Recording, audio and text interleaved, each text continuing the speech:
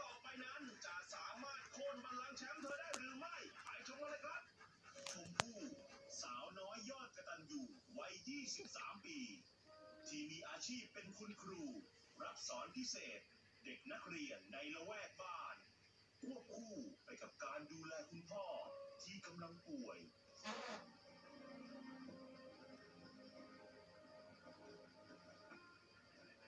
อาการของคุณพ่อนะคะก็เกิดตั้งแต่สมัยที่พ่อยังเป็นวัย